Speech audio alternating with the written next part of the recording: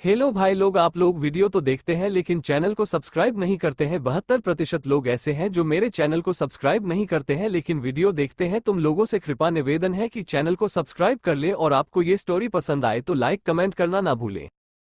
YouTube channel से भी पहले स्टोरी सुनना चाहते हैं तो मेरे टेलीग्राम चैनल को सब्सक्राइब करें और आपको जो भी स्टोरी पसंद है उस पर मुझे कमेंट करके मैसेज करें। एपिसोड 11, घर के बाहर गुंडों की एफए। अब तक आपने सुनना। मुकेश दादा ने एक पल के लिए अपने विचारों में खोते हुए अपनी भावनाओं को संयमित करने की कोशिश की। उसने अपने दिमाग में उस अपमान और गुस्से को फिर से जिंदा किया जो उसे इंस्पेक्टर की बात सुनकर महसूस हुआ था। उसने खुद से कहा, रुद्र, मुझे नहीं पता कि ये लड़का कौन है, पर उसे उसकी औकात दिखानी पड़ेगी। उसे बताना पड़ेगा कि आखिर मुकेश दादा कौन है। अब आगे, जहां एक तरफ मुकेश दादा ने रुद्र के पूरे परिवार को खत्म करने का हुक्म दे चुका था, तो वहीं दूसरी तरफ रुद्र अपने घर पहुंच गया। जैसे ही रुद्र की काली लैम्बोर्गिनी घर के सामने आकर रुकी, परिवार के सभी सदस्य बाहर आ गए। गाड़ी की चमक और उसकी भव्यता देखकर सबकी आंखें खुली की खुली रह गईं। यह नजारा उनके लिए बेहद असामान्य था। रुद्र की दोनों बहनें प्रीति और अदिति उत्साह और जिज्ञासा से भरकर दौड़ती हुई उसके पास आईं। प्रीति ने सबसे पहले सवाल दागा, भैया, ये गाड़ी तुम्हारी है? अदिति ने भी तुरंत पीछे न रहते हुए पूछा, भैया तुम कहाँ थे? ये सब कैसे हुआ? रुद्र ने मुस्कुराते हुए अपने परिवार की ओर देखा और फिर जवाब दिया, हाँ, ये गाड़ी मेरी है। मैंने शहर में एक कंपनी खड़ी की है और कड़ी मेहनत के बाद अब ये सब संभव हो पाया है। परिवार के सदस्य रुद्र की बातों को ध्यान से सुन रहे थे। उनके चेहरों पर गर्व और खुशी साफ झलक रही थी। रुद्र ने अपनी मां की आंखों में आंसू देखे जो खुशी और गर्व के मिले जुले भाव थे। उसने अपनी मां को गले लगाते हुए कहा, मां, अब सब कुछ ठीक हो जाएगा। बहुत जल्द हम मुंबई के सबसे बड़े घरों में रहेंगे। रुद्र की बात सुनकर सबके चेहरे पर खुशी की लहर दौड़ गई। उसके पिता विक्रांत ने गर्व से कहा, मुझे पता था मेरा बेटा कुछ बड़ा करेगा। विक्रांत की बात सुनते ही यशोदा उसे कोहनी मारते हुए कहती है, अच्छा, जैसे मेरा तो है ही नहीं। इतना कहकर यशोदा मुस्कुरा देती है। रुद्र ने अदिति की परेशानी को महसूस किया और उसे अच्छे से समझा भी। उसने महसूस किया था कि अदिति के हाथों का कांपना और उसकी आंखों में दिख रही बेचैनी का कारण वही था जिसके कारण उसने विशाल और उसके दोस्तों को मारा था। रुद्र को यह एहसास था कि अदिति उन घटनाओं को अब भी नहीं भुला पाई थी जिसने उसे इतना झकझोर दिया था। रुद्र ने रात के खाने के बाद अपने परिवार के साथ अच्छा समय बिताया। सबने मिलकर पुरानी बातें की, हंसी मजाक किया और उन दिनों को याद किया जब सब कुछ सरल और खुशहाल था। लेकिन रुद्र के मन में अदिति की चिंता बनी रही। यशोदा ने फिर से विक्रांत के बारे में पूछना शुरू किया, रुद्र, पुलिस वालों ने विक्रांत को क्यों पकड़ा था? आखिर बात क्या थी? कमरे में अचानक खामोशी छा गई। विक्रांत कुछ कहने ही वाला था कि रुद्र ने तुरंत बात संभाल ली। माँ, ये सब बस एक गलतफहमी थी। पुलिस को कुछ गलत जानकारी मिल गई थी।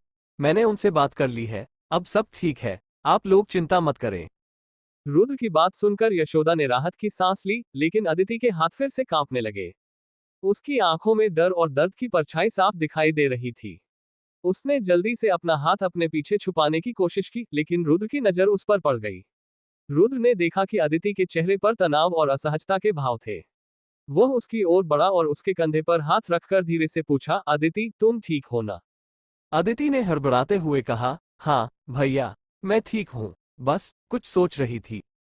रुद्र ने उसकी आंखों में देखा और समझा कि वो अब भी उन घटनाओं से उबर नहीं पाई है। उसने जबरन मुस्कान के साथ कहा, ठीक है, तुम आराम करो, सब कुछ ठीक हो जाएगा। बाद में रात को जब सभी लोग सोने चले गए, रुद्र ने अदिति के कमरे का दरवाजा खटखटाया। अदिति ने दरवाजा खोला और अपने भाई को देखकर हैरान हो गई। रुद्र ने धीरे से कहा, अदिति, क्या हम बात कर सकते हैं? अदिति ने सिर हिलाया और दोनों भाई बहन कमरे में बैठ गए। रुद्र ने उसकी आंखों में देखते हुए कहा, अदिति, मैं जानता हूं कि तुम क्यों परेशान हो। तुम उस दिन को नहीं भूल पा रही हो जब विशाल और उसके दोस्तों ने तुम्हें धमकाया था। अदिति की आंखों में आंसू आ गए। उसने सिर झुका लिया और रोते हुए कहा, भैया, मैं उन लोगों को कभी नहीं भूल सकती। उन्होंने मुझे इतना डराया था कि मैं अब भी डर में जी रही हूँ। रुद्र ने उसकी हाथ पकड़ा और सांत्वना दी, अदिति, तुम अकेली नहीं हो। मैंने उन लोगों को सबक सिखाया है। अब वो हमें और तुम्हें परेशान नहीं कर सकते। तुम्हें हिम्मत रखनी होगी और अपने आप पर विश्वास करना होगा। मैं हमेशा तुम्हारे साथ हूँ। अदिति ने रुद्र को गले लगाया और फिर वो धीरे धीरे शांत हो गई। तो वही रुद्र ने उसे दिलासा दिया और कहा, अब तुम आराम करो, हम सब कुछ ठीक कर लेंगे। रात गहराने लगी और अदिति सोने चली गई। रुद्र अपने कमरे में वापस आकर सोचने लगा कि उसे मुकेश दादा और उनके गुंडों से कैसे निपटा जाए। उसे पता था कि यह लड़ाई आसान नहीं होगी, लेकिन वह हर मुश्किल का सामना करने के लिए तैयार था। उसने खुद से वादा किया कि वह अपने परिवार की सुरक्षा के लिए किसी भी हद तक जाएगा। रुद्र अपने मन में अपने परिवार को सुरक्षित रखने के प्रति दृढ़ संकल्प लेकर बिस्तर पर लेटा, लेकिन उसे कुछ अजीब महसूस होने लगा। एक अनजाना सा एहसास उसे बेचैन करने लगा, जिसके बाद उसने अपने कमरे की खिड़की से बाहर झांक कर देखा, परंतु अंधेरे में कुछ साफ दिखाई नहीं दिया। सिस्टम, मुझे आसपास की पूरी जानकारी चाहिए, रुद्र गंभीरता से सिस्टम से कहता है। सिस्टम ने जवाब दिया और तुरंत अपने सेंसरों की मदद से आसपास के इलाके को जांचने लगा। ठीक है होस्ट। कुछ ही पलों में सिस्टम ने पूरे इलाके का स्कैन किया और रुद्र को जानकारी दी। आसपास कुल 23 लोग हैं जो तुम्हारे घर को घेरे हुए हैं। सभी के हाथ में चाकू, छुरी और तलवारें हैं। इस जानकारी ने रुद्र के चेहरे पर एक कातिलाना मुस्कान ला दी। उसके दिल में एक अजीब सी उत्तेजना थी। वो जानता था कि ये लोग उसके परिवार को नुकसान पहुंचाने आए हैं, लेकिन उसने ये भी तय कर लिया था कि वो उन्हें उनके मकसद में कामयाब नहीं होने देगा। रुद्र ने अपने आप से कहा, अब समय आ गया है इन्हें बताने का कि मेरे परिवार को हाथ लगाने का क्या अंजाम होता है। क्या रुद्र अकेले इतने सारे लोगों को अकेले संभाल पाएगा? क्या रुद्र अब पूरी तरह से आजाद हो चुका है? क्या रुद्र विशाल के पिता की इस घिनौनी हरकत के बाद भी उसे जिंदा छोड़ेगा? एपिसोड 12 खूनी मंजर। अब तक आपने सुनना इस जानकारी ने रुद्र के चेहरे पर एक कातिलाना मुस्कान ला दी। उसके दिल में एक अजीब सी उत्तेजना थी। वह जानता था कि ये लोग उसके परिवार को नुकसान पहुंचाने आए हैं, लेकिन उसने ये भी तय कर लिया था कि वो उन्हें उनके मकसद में कामयाब नहीं होने देगा। रुद्र ने अपने आप से कहा, अब समय आ गया है इन्हें बताने का कि मेरे परिवार को हाथ लगाने का क्या अंजाम होता है। अब आगे रुद्र उन गुंडों को कैसे मारे, इसी के बारे में सोच रहा था कि तभी सिस्टम ने कहता है, होस्ट, अभी की स्थिति को देखते हुए सिस्टम आपको एक बार लकी व्हील घुमाने का मौका देता है। Lucky wheel. इस मैसेज को देखते ही रुद्र ने बिना कुछ सोचे समझे लकी व्हील घुमा देता है। व्हील रुका और उससे रुद्र की एक नई स्किल मिली, फ्लैश स्टेप्स। इस स्किल का नाम सुन रुद्र को कुछ समझ नहीं आ रहा था कि आखिर यह है क्या, कि तभी सिस्टम बताता है, होस्ट, इस स्किल की मदद से आप बिना कोई आवाज किए आराम से चल सकते हो। हालांकि यह स्किल अभी केवल लो लेवल की है, लेकिन इससे आपका आत्मविश्वास यकीनन और भी बढ़ जाएगा। इस मैसेज को देखती रुद्र का आत्मविश्वास सच में बात जाता है, पर रुद्र के सामने एक और समस्या थी कि कोई हथियार नहीं था, पर फिर भी उसने तय किया कि वह अपने परिवार में से किसी को भी नहीं उठाएगा। उसके बाद वो बस चुपचाप अपने खिड़की से बाहर निकल गया, जहां कोई भी गुंडे नहीं थे। उसने सिस्टम से सबकी सटीक लोकेशन पूछी और फिर एक एक करके सबको मारने की योजना बनाई। उसके बाद वो बस चुपचाप अपने खिड़की से बाहर निकल गया, जहां कोई भी गुंडे नहीं थे। उसने सिस्टम से सबकी सटीक लोकेशन पूछी और फिर एक एक करके सबको मारने की योजना बनाई। होस्ट, एक गुंडा सामने के बगीचे में है, दूसरा गली के कोने पर और बाकी बिखरे हुए हैं। सिस्टम बताता है। सिस्टम से जानकारी लेते ही रुद्र धीमे कदमों से बगीचे की ओर रुख करता है और फिर अपनी नई स्किल का इस्तेमाल किया, जिससे उसकी चाल बिल्कुल बेजान हो गई। बगीचे में मौजूद गुंडा कुछ समझ पाता उससे पहले ही रुद्र ने उसके पीछे पहुंचकर उसका गला दबा दिया और एक झटके में उसे खत्म कर दिया। फिर रुद्र ने गली के कोने पर मौजूद गुंडे की तरफ कदम बढ़ाया। वो गुंडा अपनी तलवार को संभाल रहा था। रुद्र ने उसकी पीठ पर थपथपाया। जैसे ही गुंडा पलटा, रुद्र ने एक जोरदार मुक्का उसकी नाक पर मार दिया, जिससे वो जमीन पर गिर पड़ा। रुद्र ने उसके सिर को पकड़कर दीवार से जोरदार टकराया और उसे भी खत्म कर दिया।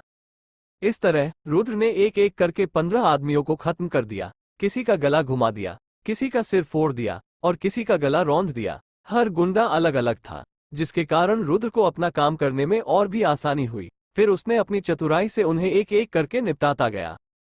रुद्र के हर वार में एक निर्दयी दृढ़ता थी, लेकिन साथ ही अपने परिवार के लिए प्यार और सुरक्षा की भावना भी। हर गुंडे को मारते समय रुद्र का दिल मजबूत होता गया, लेकिन उसके चेहरे पर भावनाओं का समंदर उमड़ रहा था। अंत में रुद्र ने आखिरी गुंडे को भी खत्म कर दिया। उसके बाद वह सांस लेने के लिए रुका। उसके हाथ खून से सने हुए थे, लेकिन उसके दिल में एक अजीब सी शांति थी। वह जानता था कि वो ये सब सिर्फ अपने परिवार को महफूज रखने के लिए कर रहा है। 15 आदमियों को मारने के बाद रुद्र एक लंबी सांस लेता है और फिर एक गुंडे के पास से एक चली और साथ ही एक तलवार उठाकर सिस्टम से पूछता है, सिस्टम, बाकी के बचे 8 लोग कहाँ हैं? होस्ट, बाकी के बचे 8 लोग। जहां इधर रुद्र उन बाकी के बचे गुंडों के बारे में सिस्टम से पूछ रहा था, तो वही दूसरी तरफ एक कार में बैठे रघु, जो मुकेश का सबसे खास आदमी था, ने अपने एक साथी से पूछा, क्या हुआ? अभी तक वो लोग आए क्यों नहीं?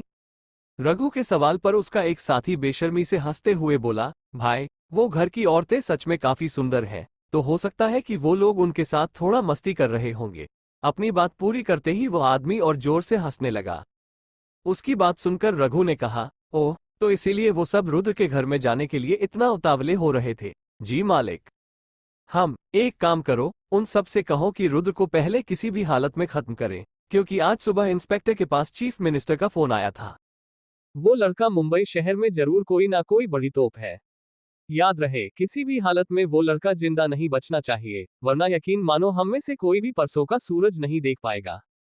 रघु की बात सुनकर वो आदमी बोला, जी मालिक, मैं अभी कह देता हूँ। इतना कहकर वो आदमी तुरंत अपना फोन निकालकर उन आदमियों को फोन मिलाने लगा जिनका निपटारा रुद्र ने अभी अभी किया था।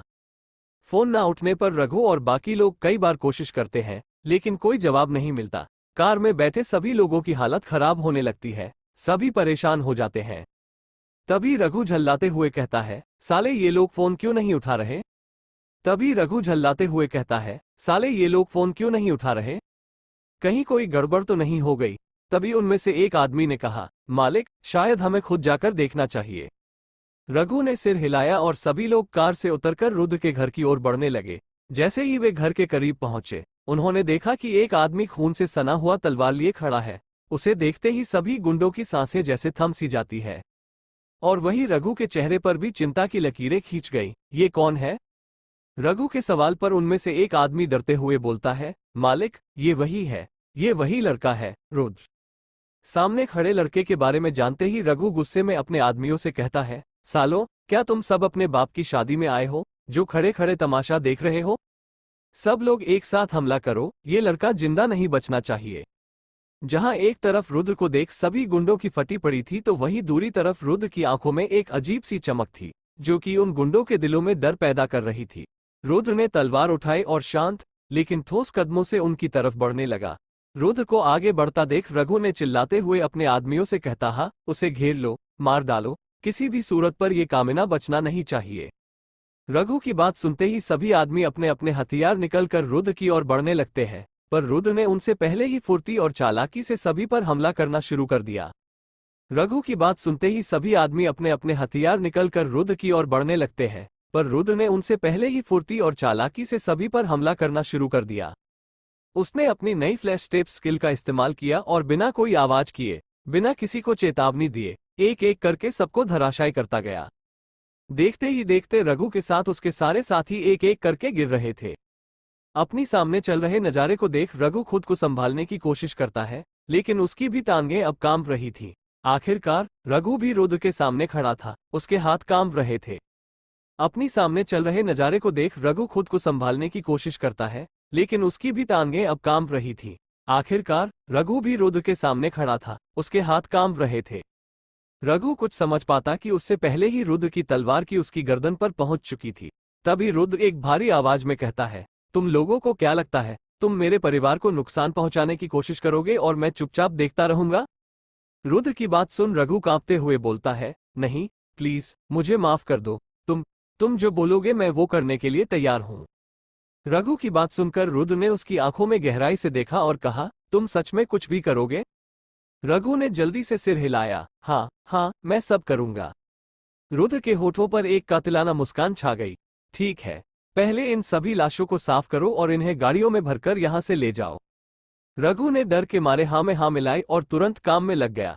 वो हर लाश को उठाकर गाड़ियों में भरने लगा। उसकी हर हरकत में डर और घबराहट साफ नजर आ रही थी।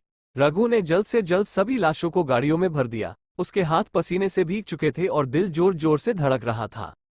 जब रघु को लगा कि अब वो बच जाएगा, उसके चेहरे पर थोड़ी राहत की झलक आई, लेकिन तभी उसने अपने कंधे पर एक ठंडी धातु का स्पर्श महसूस किया। उसने मुड़कर देखा तो रुद्र की तलवार फिर से उसकी गर्दन पर थी। रुद्र ने उसकी आंखों में देखते हुए कहा, अब मैंने अपना मन बदल लिया है। रघु की आंखों में भय फैल गया। उसने कांपते हुए कहा, नहीं, प्लीज ऐसा मत करो। रुद्र ने बिना किसी भावना के उसकी गर्दन पर तलवार का दबाव बढ़ाया और एक ही झटके में रघु का काम तमाम कर दिया। अब चारों ओर सन्नाटा पसरा हुआ था। रुद्र ने एक गहरी सांस ली और खुद को संभालते हुए वहां मौजूद लाशों को देखने लगा। उसके दिल में एक अजीब सी शांति थी, लेकिन उसे ये भी पता था कि अभी सब कुछ खत्म नहीं हुआ है।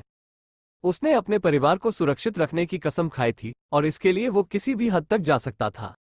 रुद्र ने अपने परिवार को इस बात का एहसास भी नहीं होने दिया कि वे कितने बड़े खतरे से बाल बाल बचे थे। उसने अपने परिवार के चेहरे पर मुस्कान बनाए रखने के लिए जो भी करना पड़े वो करने का दृढ़ संकल्प लिया। अब उसे मुकेश और उसके आदमियों के खिलाफ अपने अगले कदम की तैयारी करनी थी। इतने सारे बातों को सोचने के बाद रुद्र खुद से कहता है, इस मुकेश भाई का इलाज तो बाद में करूंगा, पहले इन लाशों का क्या करूं? रुद्र इसके बारे में सोच ही रहा था कि तभी उसे एक आइडिया आता है। रुद्र तुरंत अपने सामने पड़े रघु की लाश को खंगालने लगता है कि तभी उसे एक लाइटर मिलता है जिसे रुद्र अपने रुमाल से पकड़ता है। उसके बाद रुद्र वहां पर खड़े 3 गाड़ियों की डीजल की टंकी खोल देता है। उसके बाद लाइटर को जलते हुए रुद्र खुद से कहता है, मुकेश तेरे चमचों का खेल तो अब खत्म हुआ, अब तेरी बारी। इतना कहने के बाद रुद्र लाइटर को एक गाड़ी के टंकी में डाल देता है जिससे कि अचानक से वो गाड़ी ब्लास्ट कर हवा में उड़ जाती है और फिर जैसे ही पहली गाड़ी नीचे गिरती है उसकी चिंगारी से उसके पीछे खड़ा गाड़ी में उड़ जाता है। वही इस पूरे तमाशे को करने के बाद रुद्र अपने हाथ में पकड़े तलवार को भी अपने रुमाल से अच्छे से साफ कर उसे भी आग में फेंक देता है और फिर रुद्र वापस अपने घर की ओर निकल जाता है। जब रुद्र अपने घर की ओर जा रहा था तभी अचानक एक और गाड़ी ब्लास्ट कर जाती है और वो भी उड़ जाती है। वही इस वक्त रुद्र की आंखों में अलग चमका थी जो कि बता रही थी कि ये आंखें किसी का सर्वनाश देखने के लिए आतुर है। अब क्या होगा? क्या सारे सबूत खत्म हो जाएंगे? क्या इस रात में और लोगों का भी खून बहना है या ये पूरा रक्तपात यही खत्म होता है? क्या रुद्र मुकेश को भी मौत के घाट उतरेगा? या क्या होगा जब मुकेश को पता चलेगा कि उसकी 23 आदमी मारे गए हैं? क्या मुकेश और भी बड़ी सीन रुद्र को मारने के लिए भेजेगा? एपिसोड 13 मुकेश दादा और रुद्र की मुलाकात। अब तक आपने सुनना। वही इस पूरे तमाशे को करने के बाद रुद्र अपने हाथ में पकड़े तलवार को भी अपने रुमाल से अच्छे से साफ कर उसे भी आग में फेंक देता है और फिर रुद्र वापस अपने घर की ओर निकल जाता है। जब रुद्र अपने घर की ओर जा रहा था तभी अचानक एक और गाड़ी ब्लास्ट कर जाती है और वो भी उड़ जाती है। वही इस वक्त रुद्र की आंखों में अलग चमका थी जो कि बता रही थी कि ये आंखें किसी का सर्वनाश देखने के लिए आतुर है। अब आगे तीनों गाड़ियों को राख में मिलाने के बाद रुद्र सीधा अपने घर की ओर बढ़ गया और चुपचाप अपने कमरे में चला गया। बाहर के हालातों से बेखबर उसने अपने कमरे की खिड़की से बाहर झांका और अपने विचारों में खो गया। तभी आसपास के लोग गाड़ियों के ब्लास्ट की आवाज सुनकर उठ गए और धीरे धीरे पूरे शिरगांव के लोग जल रही कारों के पास जमा हो गए। अरे ये तीनों कारें जली कैसे? एक आदमी ने पूछा, पर किसी को भी इसका जवाब अच्छे से नहीं पता था। गांव के सभी लोग मिलकर कारों में लगी आग बुझाने की कोशिश करने लगे पर कोई भी कोशिश काम नहीं आ रही थी। इसी जोर शोर और हंगामे के बीच रुद्र के माता पिता यशोदा और विक्रांत की भी नींद खुल गई। यशोदा ने उठते ही पूछा, विक्रांत बाहर ये शोर शराबा कैसा हो रहा है? यशोदा ने उठते ही पूछा, विक्रांत बाहर ये शोर शराबा कैसा हो रहा है? विक्रांत ने आंखें मलते हुए कहा, लगता है कुछ बड़ी घटना हो गई है, चलो बाहर चलकर देखते हैं। यशोदा और विक्रांत जल्दी से उठकर बाहर जाने लगे। जैसे ही वे घर के दरवाजे के पास पहुंचे उन्होंने बाहर लोगों की चिल्लाने की आवाजें सुनी। दोनों ने दरवाजा खोला और बाहर के हालात देखकर हैरान रह गए। गांव के लोग जलती हुई कारों के पास इकट्ठे थे और आग बुझाने की कोशिश कर रहे थे। आग की लपटें आसमान को छू रही थी और चारों ओर धुआं फैला हुआ था। वो जरूर जाएगा, वो किसी भी हालत में आपको सलाखों के पीछे धकेल कर ही रहेगा। अब सिस्टम के इस जानकारी को देख रुद्र थोड़ा परेशान होने लगता है। वहीं दूसरी तरफ गांव वाले पूरी ताकत से कारों में लगी आग बुझाने का प्रयास कर रहे थे मगर वह आग किसी की चिता थी जो बुझने का नाम नहीं ले रही थी। उस आग को देखकर ऐसा लग रहा था जैसे कि अग्निदेव ना जाने कितने वक्त से भूखे हैं। वही थोड़ी देर बाद इंद्रदेव जो कि शिरगांव का सबसे प्रभावशाली आदमी था वहां पहुंचा। 3 गाड़ियों को जलता देख वह भी हैरान रह गया। इंद्रदेव ने चारों ओर नजर दौड़ाई और तभी उसकी नजर कुछ ऐसी चीज पर पड़ी जिसे देखते ही उसकी रूह कांप गई। उसने एक कार के बगल में पड़े जल चुके शरीर के कुछ हिस्सों को देखा। उसके माथे पर पसीना आ गया और वह धीरे से उस जगह से दूर चला गया। इंद्रदेव का एक आदमी रवि उससे दूर जाने का कारण पूछता है, साहब आप वहां से इतनी जल्दी क्यों हट गए? इंद्रदेव ने घबराते हुए कहा, रवि ये तीनों गाड़ियां नासिक के दादा मुकेश भाई की हैं। इस बात को सुनते ही रवि और बाकी के सभी लोग हैरान रह गए।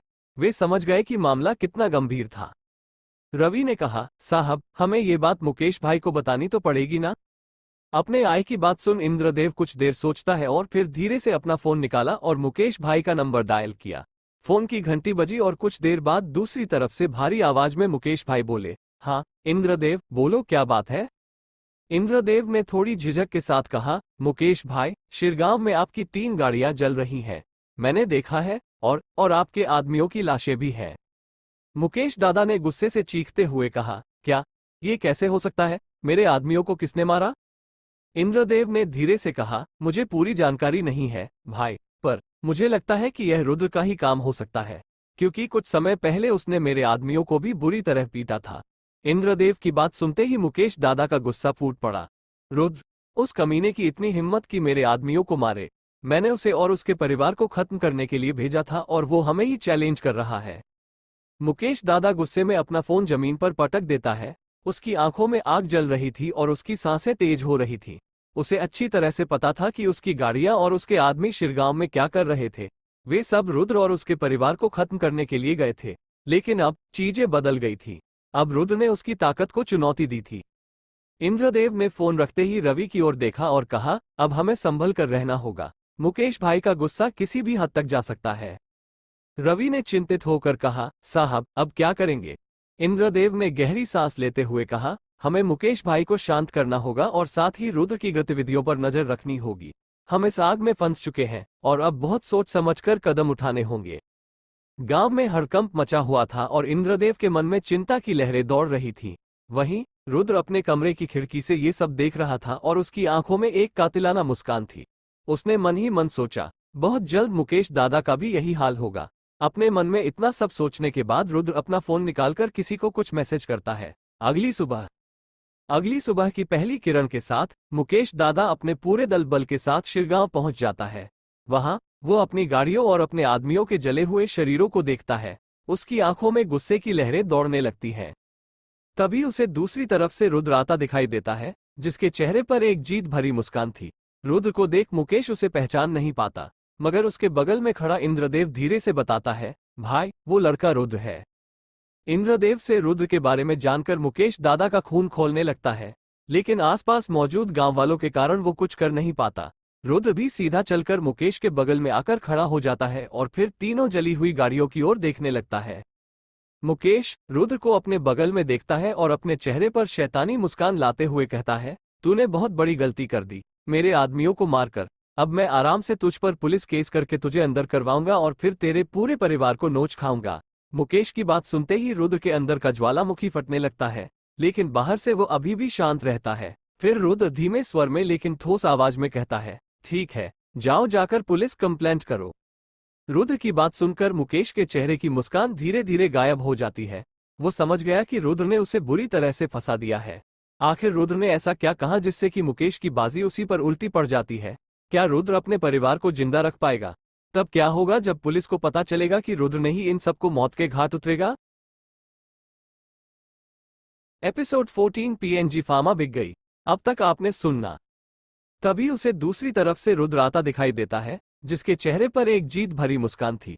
रुद्र को देख मुकेश उसे पहचान नहीं पाता, मगर उसके बगल में खड़ा इंद्रदेव धीरे से बताता है, भाई, वो लड़का रुद्र है। इंद्रदेव से रुद्र के बारे में जानकर मुकेश दादा का खून खौलने लगता है, लेकिन आसपास मौजूद गांव वालों के कारण वो कुछ कर नहीं पाता। रुद्र भी सीधा चलकर मुकेश के बगल में आकर खड़ा हो जाता है और फिर तीनों जली हुई गाड़ियों की ओर देखने लगता है। मुकेश रुद्र को अपने बगल में देखता है और अपने चेहरे पर शैतानी मुस्कान लाते हुए कहता है, तूने बहुत बड़ी गलती कर दी, मेरे आदमियों को मारकर। अब मैं आराम से तुझ पर पुलिस केस करके तुझे अंदर करवाऊंगा और फिर तेरे पूरे परिवार को नोच खाऊंगा।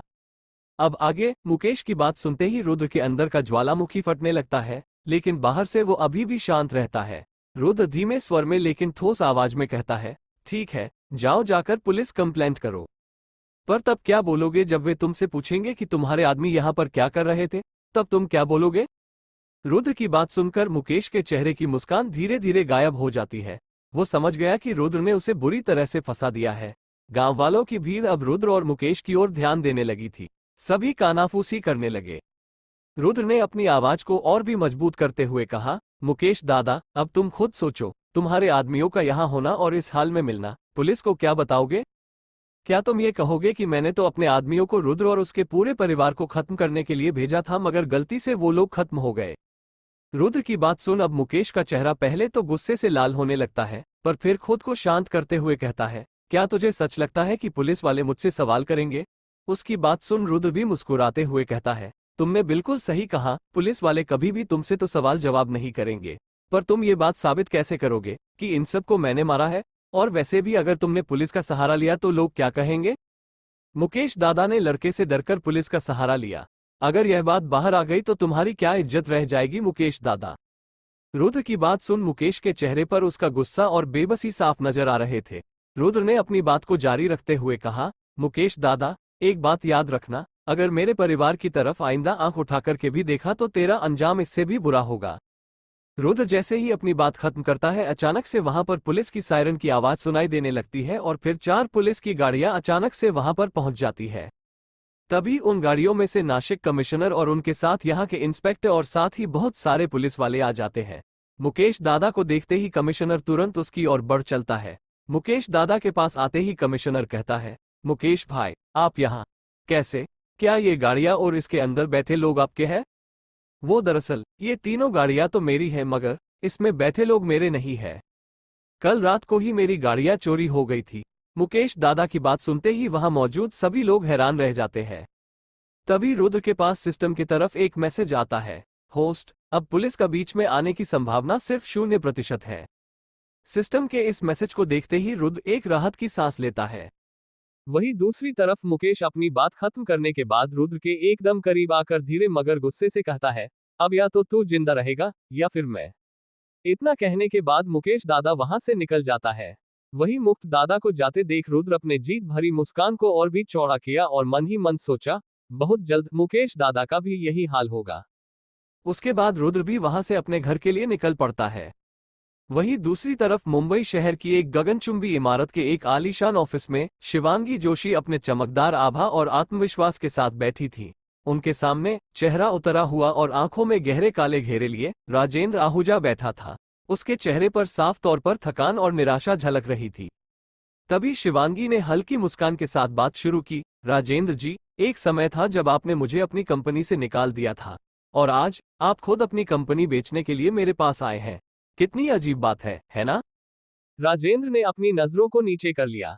वह कुछ कह नहीं पा रहा था। शिवांगी की बातों में तंज था, मगर उसमें अपने गुस्से को काबू में रखा। आप चिंता मत कीजिए, मैं बिजनेस और पर्सनल लाइफ को मिक्स नहीं करती, शिवांगी कहती है, पर उसकी आवाज में एक सर्द और पेशेवर लहजा था। राजेंद्र ने गहरी सांस ली और बोला, शिवांगी, मुझे अपनी कंपनी पीएनजी फार्मा बेचनी है। मैं इसे 700 करोड़ में बेचना चाहता हूँ। शिवांगी ने अपने हाथ में पकड़ी कलम को घुमाते हुए कहा, 700 करोड़? लेकिन राजेंद्र जी, आपकी कंपनी की मौजूदा हालत देखते हुए ये कीमत बहुत ज्यादा है। फिलहाल पीएनजी फार्मा बहुत बुरे दौर से गुजर रही है। आपके पास ना तो फिलहाल कैश है, ना सामान, और ऊपर से उस पर बहुत कर्ज भी है। राजेंद्र की मुठियां भिंच गईं, लेकिन उन्होंने खुद को संयमित रखा। फिर आपकी क्या पेशकश है? उन्होंने कड़वे स्वर में पूछा। शिवांगी ने बिना किसी हिचकिचाहट के कहा, 400 करोड़। 400 करोड़, ये बहुत कम है, राजेंद्र ने तड़पते हुए कहा, इससे मेरी कंपनी की कीमत नहीं मिल रही है। शिवांगी ने अपने चश्मे को उतारते हुए कहा, राजेंद्र जी, मैं यहाँ बिजनेस करने आई हूँ, चैरिटी नहीं। आपकी कंपनी की मौजूदा हालत को देखते हुए ये भी एक अच्छी कीमत है। राजेंद्र ने गहरी सांस ली। उसके पास ज्यादा विकल्प नहीं थे। ठीक है, लेकिन क्या आप इसे 450 करोड़ तक बढ़ा सकती हैं? शिवांगी ने थोड़ी देर सोचा और फिर कहा, ठीक है, 450 करोड़, लेकिन ये हमारी आखिरी पेशकश है। राजेंद्र ने मजबूरन हामी भरी। ठीक है, 500 करोड़ में सौदा पक्का। शिवांगी ने मुस्कुराते हुए अपने सहायक को बुलाया और सभी आवश्यक दस्तावेज तैयार करवाने का आदेश दिया। कुछ ही देर में दस्तावेजों पर हस्ताक्षर हो गए और सौदा पक्का हो गया। राजेंद्र ने एक आखिरी नजर शिवांगी पर डाली और यशोधरा ग्रुप के ऑफिस से बाहर निकल गए। उनके कदमों में अब भी भारीपन था, लेकिन उन्होंने अपनी हार मान ली थी। दूसरी तरफ शिवांगी ने अपनी जीत की मुस्कान के साथ अपने अगले काम में व्यस्त हो गई। शिवांगी तुरंत दिव्या, शिवांगी की असिस्टेंट, उसे अंदर बुलाती है और फिर उससे कहती है, हमने आहूजा ग्रुप को खरीद लिया है, जिसके कारण अब हमारे पास पिंक फार्मा का सबसे ज्यादा शेयर है। तुम एक काम करो, जल्द से जल्द मार्केट में मौजूद पीएनजी फार्मा के सारे शेयर्स को खरीदना शुरू करो। शिवांगी की बात सुन दिव्या का चेहरा कंफ्यूजन से भर जाता है, जिसे समझकर शिवांगी कहती है, तुम्हारे चेहरे की देख ऐसा लग रहा है जैसे कि तुम्हारे मन में कुछ सवाल है। जी सवाल तो है, तो फिर पूछो। हम पीएनजी फार्मा के सारे शेयर्स क्यों खरीद करे हैं? दिव्या बड़े ही मासूमियत के साथ पूछती है, जिस पर शिवांगी कहता है, क्योंकि हम पीएनजी फार्मा को एक पब्लिक कंपनी से एक प्राइवेट कंपनी बनाने जा रहे हैं। शिवांगी की बात सुनते ही दिव्या हैरान रह जाती है, पर तभी दिव्या फिर से कहती है, पर मम, हमारे सामने एक और बड़ी प्रॉब्लम है। क्या हमारे पास उतना लिक्विड फंड नहीं है? दिव्या के इस बात को सुने ही शिवांगी सोच में पड़ जाती है। फिर तभी शिवांगी कहती है, ठीक है, एक काम करो, तुम काम शुरू करो, मैं फंड्स का इंतजाम करती हूँ। Okay ma'am. इतना कहने के बाद दिव्या शिवांगी के ऑफिस से निकल जाती है। Okay ma'am. इतना कहने के बाद दिव्या शिवांगी के ऑफिस से निकल जाती है। अब शिवांगी के सामने के बहुत बड़ी समस्या खड़ी हो चुकी थी कि यशोधरा ग्रुप के पास मौजूद सारा पैसा पीएनजी फार्मा को खरीदने में चला गया। अब उस कंपनी को चलाए कैसे? तभी शिवांगी को रुद्र का ख्याल आता है और वो रुद्र को फोन मिला देता है। वहीं दूसरी तरफ रुद्र अपने घर की ओर बढ़ते हुए मुकेश दादा की नाराजगी और गुस्से के बीच रुद्र अब निश्चय कर लिया था कि वह न केवल अपने परिवार की रक्षा करेगा, बल्कि अपने दुश्मनों को भी सही सबक सिखाएगा। तभी उसका फोन बजा और स्क्रीन पर शिवांगी का नाम देखकर उसके चेहरे पर मुस्कान आ गई। उसने फोन उठाया और शिवांगी ने खुशी से उसका हालचाल पूछा। कैसे हो बॉस? शिवांगी ने चहकते हुए कहा। सब ठीक है शिवांगी, तुम्हारा क्या हाल है? रुद्र ने मुस्कुराते हुए पूछा। सब ठीक है बॉस। वैसे तुम्हारा बहुत धन्यवाद कि तुमने मेरे लिए सीएम से बात की, रुद्र कहता है, जिस पर शिवांगी कहती है, कोई बात नहीं बॉस, अब अगर आपके लिए नहीं करूंगी तो भला किसके लिए बात करूंगी? वैसे यशोधरा ग्रुप कैसे चल रहा है? रुद्र आगे पूछता है, जिस पर शिवांगी ने थोड़ी चिंता के साथ बताती है, बॉस, मैंने पूरे पीएनजी फार्मा को खरीद लिया, मगर अब उसे चलाने के लिए और बाकी लोगों से भी शेयर खरीदने के लिए यशोधरा ग्रुप के पास पैसे कम पड़ रहे हैं। रुद्र ने बिना हिचकिचाहट के कहा, शिवांगी, तुम चिंता मत करो, मैं अभी 500 करोड़ यशोधरा ग्रुप में ट्रांसफर कर देता हूं। शिवांगी की आंखों में चमक आ गई। उसने खुशी से कहा, धन्यवाद बॉस, आपने तो मेरी बहुत बड़ी समस्या हल कर दी। रुद्र ने हंसते हुए कहा, तुम्हारे लिए कुछ भी मैनेजर शिवांगी, आखिर तुम मेरी कंपनी के लिए इतनी मेहनत कर रही हो और मुझे तुम पर पूरा विश्वास है। शिवांगी की आवाज में भावुकता आ गई। बॉस, आप हमेशा मेरी मदद करते हैं, मैं कभी नहीं भूलूंगी कि आपने मेरे लिए क्या किया है। बस तुम अपना काम अच्छे से करती रहो शिवांगी, मुझे यकीन है कि तुम यशोधरा ग्रुप को ऊंचाइयों तक ले जाओगी। एपिसोड 15 रुद्र के परिवार को अलग करना होगा। मुकेश दादा अपनी कार में बैठा रुद्र से बदला लेने की योजना बना रहा था। तभी उसे एक आइडिया आया। उसने अपने लेफ्ट हैंड राजन को बुलाया और कहा, सुनो, उन बाकी के 4 परिवारों को जल्द से जल्द मेरे घर आने के लिए कहो। उनसे कहना, उनके घर के चिराग का कातिल मिल गया है। जी मालिक, मैं आपकी बात आपके आदमियों तक पहुंचा दूंगा, राजन ने कहा। उसके बाद राजन ने सभी को मैसेज भेज दिया। मैसेज मिलते ही नासिक शहर के 4 बड़े परिवारों में तहलका मच गया। कुछ देर बाद राजन मुकेश दादा को अपडेट देने आया, मालिक, सभी परिवारों के मुखिया आपके हवेली में आ रहे हैं। मुकेश के विला के एक कमरे में कुल 5 आदमी बैठे हुए थे। 1. विशाल के पिता सुरेश पाटिल। 2. रॉकी के पिता अर्जुन शेट्टी। 3. रंगा के दादा जगन्नाथ रेड्डी। 4. मलिक के पिता आसिफ खान। 5. राजवीर के पिता विक्रम चौहान। वहां मौजूद सभी लोग अपने बच्चों के कातिल का नाम जानने के लिए आतुर थे। माहौल में गुस्सा और बेचैनी साफ झलक रही थी। तभी सुरेश पाटिल गुस्से में बोला, मुकेश, अब और इंतजार नहीं होता, बताओ, हमारे बच्चों का कातिल कौन है? उसके बाद अर्जुन शेट्टी भी अपनी मुठिया भींचते हुए कहता है, हाँ मुकेश, हमें नाम चाहिए, हमने बहुत सहा है, अब और नहीं। जगन्नाथ रेड्डी ने गंभीर आवाज में कहा, जो भी हमारे बच्चों को मारा है उसे बख्शेंगे नहीं। आसिफ खान ने धमकाते हुए कहता है, मुकेश, तुम बस हमें उसका नाम दो, हम खुद उससे निपट लेंगे। तभी विक्रम चौहान भी गंभीरता से कहा, मुकेश, वक्त आ गया है कि हम इस मामले को खत्म करें। मुकेश दादा ने सभी की बातें सुनने के बाद गंभीरता से कहा, सुनो, मैं जानता हूं कि आप सब गुस्से में हैं और बदला लेना चाहते हैं, लेकिन अकेले अकेले हम उस पर हमला करेंगे तो हमारे लिए घातक हो सकता है, हमें मिलकर उसे बर्बाद करना होगा। मुकेश की बात सुनते ही आसिफ खान गुस्से से तिलमिलाते हुए कहता है, क्या बकवास है, तुम बस मुझे नाम बताओ, उससे तो मैं अकेले ही निपट लूंगा। क्या सच में तुम्हें लगता है कि तुम उससे अकेले निपट लोगे?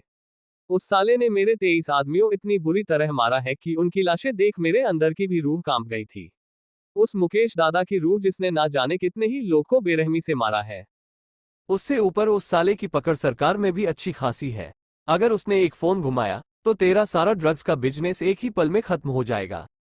अब क्या तुम्हें सच में लगता है कि तुम उसका सामना कर लोगे? अगर हाँ तो फिर मैं इसी वक्त तुम्हें उसका नाम बताने के लिए तैयार हूँ, मुकेश गुस्से में चिल्लाते हुए कहता है। मुकेश की बात सुनते ही पूरे कमरे एक अजीब सा सन्नाटा पसर जाता है। उस सन्नाटे को तोड़ते हुए सुरेश पाटिल अपना सवाल करता है, क्या योजना है, मुकेश? मुकेश ने आगे कहा, हमारा मुख्य टारगेट सिर्फ वो लड़का रुद्र जिसने हमारे बच्चों को मारा है, वो नहीं, बल्कि उसका परिवार होना चाहिए। हम उसके परिवार को अलग अलग करना होगा, ताकि इस तरह हम रुद्र को मजबूर कर यहाँ पर लेकर आ पाए। आखिर उसे भी तो उस दर्द का एहसास करवाना है जो कि वो हम करवा रहा है। मुकेश की बात पर अर्जुन शेट्टी ने सहमति जताते हुए कहता है, हाँ, तुमने बिल्कुल सही कहा, अगर हम उसके परिवार को अलग कर देंगे तो रुद्र कमजोर पड़ जाएगा, और फिर वो ये सोचेगा कि आखिर वो बचाए तो बचाए किसे। जगन्नाथ रेड्डी ने भी समर्थन किया, सही कहा, मुकेश, हमें मिलकर काम करना होगा। आसिफ खान ने भी गंभीरता से कहा, ठीक है, तो फिर तय रहा, हम रुद्र के परिवार को पहले अलग करेंगे और फिर रुद्र से निपटेंगे। विक्रम चौहान ने भी सहमति जताई, ठीक है, मुकेश, हम तुम्हारी योजना के साथ हैं। मुकेश ने संतोष की सांस लेते हुए कहा, तो फिर हम सब मिलकर इस काम को अंजाम देंगे। अब सभी का लक्ष्य स्पष्ट था, रुद्र को कमजोर करने का सबसे अच्छा तरीका था उसके परिवार को अलग अलग कर देना। मुकेश और बाकी परिवारों के मुखिया ने मिलकर एक योजना बनाने लगे, जिससे रुद्र और उसके परिवार को खत्म किया जा सके। तभी विक्रम चौहान कहता है, मेरे पास एक आइडिया है जिससे कि हम रुद्र के पूरे परिवार को अलग कर सकते हैं।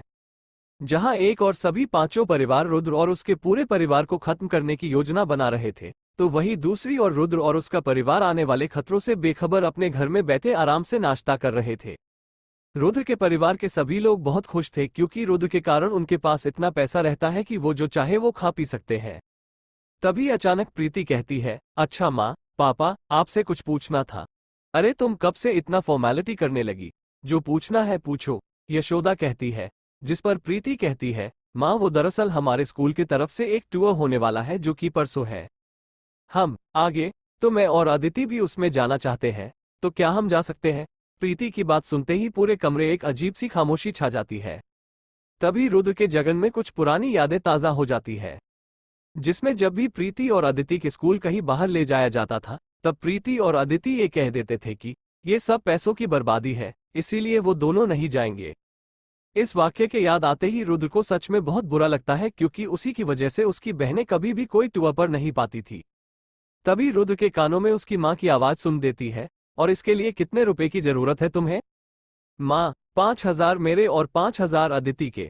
प्रीति की बात सुनते ही यशोदा के मुंह तो खुला का खुला रह जाता है और फिर वो आगे कुछ कहने हो वाली थी कि तभी रुद्र बीच में कहता है, हाँ हाँ, क्योंकि नहीं, तुम्हें जहां जाने का मन करे तुम जा सकती हो, और पैसे की फिक्र तुम मत करना।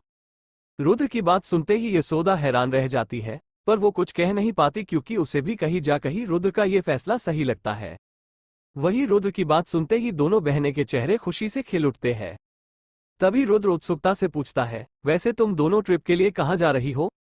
प्रीति ने मुस्कुराते हुए जवाब दिया, हम दोनों घूमने के लिए शिवड़ी किला जा रहे हैं। रुद्र अपनी बहनों के पास बैठा हुआ था। उसकी बहनें प्रीति और अदिति उत्साहित होकर अपने ट्रिप की बातें कर रही थी। वैसे तुम दोनों शिवड़ी किला क्यों जा रही हो? क्या खास है वहां? अदिति बताती है, भैया, सर ने कहा है वहां का इतिहास बहुत दिलचस्प है, और साथ ही वहां का नज़ारा भी बहुत सुंदर है। हमने इसके बारे में मैडम और बाकी बच्चे से बहुत कुछ सुना है। अदिति की बात। एपिसोड 16 स्कूल के टूर का दिन अब तक आपने सुनना। अदिति और प्रीति खुशी खुशी अपने कमरे में चली गई। उनके चेहरों पर चमक थी और उनकी आंखों में उमंग। रुद्र ने उनके पीछे पीछे जाते हुए देखा और फिर धीरे धीरे अपने कमरे की ओर बढ़ गया। कमरे में पहुंचकर उसने अपनी अगली योजनाओं पर विचार करना शुरू किया। उसे पता था कि उसे अपने परिवार की सुरक्षा के लिए और भी कदम उठाने होंगे। अपने कमरे में जाकर रुद्र सिस्टम से पूछता है, सिस्टम, क्या मुकेश दादा कुछ नई चाल चलने की कोशिश कर रहे हैं? होस्ट सिस्टम की बात सुनते ही रुद्र हैरान रह जाता है और अब उसका चेहरा पूरी तरह से परेशानी से भर जाता है कि तभी उसे कुछ याद आता है और फिर वो किसी को फोन लगाने लगता है। अब आगे थोड़े देर बाद मुंबई शहर से 1 घंटे की दूरी पर में एक आइलैंड पर एक आदमी भागते हुए एक कुटिया में जाता है। जैसे ही वो आई कुटिया में पहुंचता है तो उसे वहां पर एक बुद्धि औरत ध्यान में मग्न दिखती है, जिसे देख वो आदमी आवाज जमीन पर अपने घुटनों के बल बैठ जाता है। तभी उस आदमी को एक आवाज सुनाई देती है, क्या हुआ? गुरु माँ वो। दूसरी तरफ रुद्र के दुश्मन मुकेश दादा की तरफ से 2 दिनों तक कोई हरकत ना देख रुद्र खुद हैरान रह गया। उसने सोचा कि मुकेश कोई बड़ा कदम उठाने की योजना बना रहा होगा, लेकिन इस समय उसकी प्राथमिकता उसकी बहनों का ट्रिप था। अदिति और प्रीति का शिवडी फोर्ट का टूर का दिन आ चुका था और वे सुबह सुबह तैयार होकर स्कूल जाने वाली थी। रुद्र ने मुस्कुराते हुए कहा, आज मैं तुम्हें स्कूल छोड़ूंगा। ये सुनकर दोनों बहनें बहुत खुश हो गईं। अदिति और प्रीति ने अपने अपने बैग उठाए और रुद्र के साथ बाहर आ गईं। रुद्र ने अपनी चमचमाती लैम्बोर्गिनी निकाली, जिसने पूरे मोहल्ले की नजरें खींच ली। गाड़ी की चमक और स्टाइल किसी को भी आकर्षित कर सकती थी। गाड़ी में बैठते ही रुद्र ने कहा, तो तैयार हो शिवडी फोर्ट जाने के लिए? जिस पर अदिति ने उत्साह से जवाब दिया, हाँ भैया, हम बहुत उत्साहित हैं। तभी प्रीति ने भी मुस्कुराते हुए कहा, भैया, आपने हमारी इतनी मदद की, हमें बहुत खुशी है। रुद्र ने उनकी तरफ देखते हुए कहा, तुम दोनों को खुश देखना ही मेरी खुशी है। बस अपना ध्यान रखना और एंजॉय करना। अपनी बहनों से इतना कहने के बाद अथर्व अपनी लैम्बोर्गिनी स्टार्ट करता है और चल उनके स्कूल की ओर चल पड़ता है। स्कूल पहुंचते ही जैसे ही लैम्बोर्गिनी ने गेट पर एंट्री की, सभी बच्चों की नजरें उसी पर टिक गई। हर कोई अचंभित था और फिर अचानक चर्चा शुरू हो गई। अरे देखो, वो कौन आया है लैम्बोर्गिनी में? एक बच्चा बोला। क्या ये सच है? ये गाड़ी अदिति और प्रीति के पास कैसे हो सकती है? दूसरे बच्चे ने हैरानी से कहते हैं। जब अदिति और प्रीति कार से उतरी तो उनके क्लासमेट और दोस्त हैरान रह गए। किसी को नहीं पता था कि ये गाड़ी किसकी है और जो चला रहा था वो कौन है। वाह यार अदिति, ये गाड़ी किसकी है? एक क्लासमेट ने अदिति से पूछा, जिस पर अदिति ने एक छोटी सी मुस्कान लिए हुए कहती है, ये एक खास इंसान की है। अदिति के इतना बोलते ही रुद्र दूसरी तरफ से कार से उतरता है, जिसके बाद सभी की नजर रुद्र पर पड़ी। उसका बलिष्ठ शरीर, चौड़ी छाती और गहरे नयन सभी को मंत्रमुग्ध कर रहे थे। रुद्र का चेहरा कड़क था, उसकी आंखों में आत्मविश्वास की चमक और शरीर में शक्ति की झलक थी। उसके कंधे चौड़े और मसल स्टोन थे, जिससे उसकी शख्सियत और भी प्रभावशाली लग रही थी। ओ माय गॉड, वो कौन है? एक लड़की ने कहा। क्या वो सिंगल है? दूसरी लड़की ने उत्सुकता से पूछा। हाँ, वो हमारे बड़े भाई हैं, अदिति थोड़ा गर्व से कहती है। और वो सिंगल है या नहीं इसके बारे में हमें नहीं पता। पर सभी लड़कियां रुद्र को देखकर दीवानी हो गईं। उनके चेहरों पर खुशी और उत्सुकता साफ दिख रही थी। पर वो ही रुद्र को उन लड़कियों के रवैये को देखकर कोई फर्क नहीं पड़ रहा था। रुद्र सीधा अदिति और प्रीति को गले लगाया और कहा, तुम दोनों अपना ध्यान रखना और अच्छे से ट्रिप एंजॉय करना। अदिति ने खुशी से कहा, थैंक यू भैया, आप सबसे अच्छे हो। प्रीति ने हंसते हुए कहा, हाँ भैया, आप सबसे बेस्ट हो। रुद्र ने मुस्कुराते हुए कहा, ठीक है, अब जाओ और अपना दिन एंजॉय करो। अदिति और प्रीति खुशी खुशी अपने स्कूल के अंदर चली गईं, जबकि रुद्र ने एक बार और स्कूल की तरफ देखा और फिर अपनी लैम्बोर्गिनी में बैठकर वहां से निकल गया। उसकी आंखों में आत्मविश्वास की चमक और दिल में अपने परिवार की सुरक्षा का संकल्प था, लेकिन उसे अपनी बहनों की सुरक्षा के लिए सतर्क रहना था। सिस्टम, उम्मीद करता हूं कि तुम्हारी बात सच ना हो। रुद्र खुद से बड़बड़ाता हुआ घर की ओर बढ़ गया। वहीं दूसरी तरफ अदिति और प्रीति खुशी खुशी स्कूल के अंदर चली गई। सभी बच्चों को टीचर द्वारा लाइन में लगने के लिए कहा गया। एक बुजुर्ग टीचर, जो स्कूल का प्रिंसिपल था, मंच पर चढ़ा। उसकी लंबी काया, सफेद बाल और चेहरा उसके कठोर और निर्दयी स्वभाव का परिचय दे रहे थे। प्रिंसिपल की आंखों में एक अनदेखी क्रूरता थी, जिसे केवल गहराई से देखने पर समझा जा सकता था। प्रिंसिपल ने माइक को संभालते हुए कहा, बच्चों, इस बार हमारे स्कूल ने आपके लिए 2 ट्रिप्स की व्यवस्था की है। पहला शिवडी फोर्ट और दूसरा एक वाइल्ड लाइफ पार्क। अब आप सभी अपनी पसंद के स्थान पर जा सकते हैं। प्रिंसिपल की यह बात सुनते ही सभी बच्चों में उत्साह बढ़ गया और चारों तरफ चर्चा शुरू हो गई। अब प्रीति का चेहरा खुशी से चमक उठा और उसने अदिति की ओर मुड़ते हुए कहा, मैं वाइल्ड लाइफ पार्क जाना चाहती हूँ। पर अदिति ने उसे रोकते हुए कहा, नहीं प्रीति, हम दोनों शिवडी फोर्ट जा रहे हैं और ये पहले से तय हो चुका है। पर प्रीति ने जोर देकर कहा, पर मुझे वाइल्ड लाइफ पार्क में जाना है, वहां जानवरों को देखना बहुत मजेदार होगा। अदिति ने गंभीरता से कहा, प्रीति, रुद्र भैया ने हमें शिवडी फोर्ट जाने की इजाजत दी है, हमें वहीं जाना चाहिए। अदिति की बात सुनते ही प्रीति भड़क कर कहती है, तुम हर बार अपनी मर्जी चलती हो, मगर इस बार मैं अपनी मर्जी चलाऊंगी।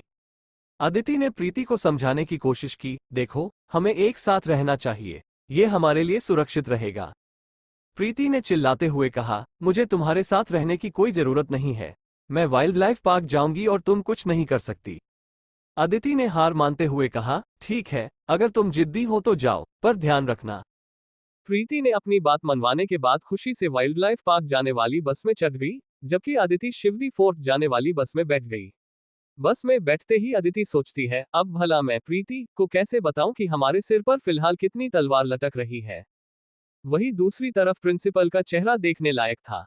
उसने बच्चों की ओर एक नजर डालते हुए सोचा, ये ट्रिप्स मेरे लिए एक सुनहरा मौका है। किसी को पता भी नहीं चलेगा कि मैं क्या कर रहा हूं। उसकी आंखों में एक शातिर चमक थी, जिसे बच्चे और टीचर दोनों नहीं देख सकते थे।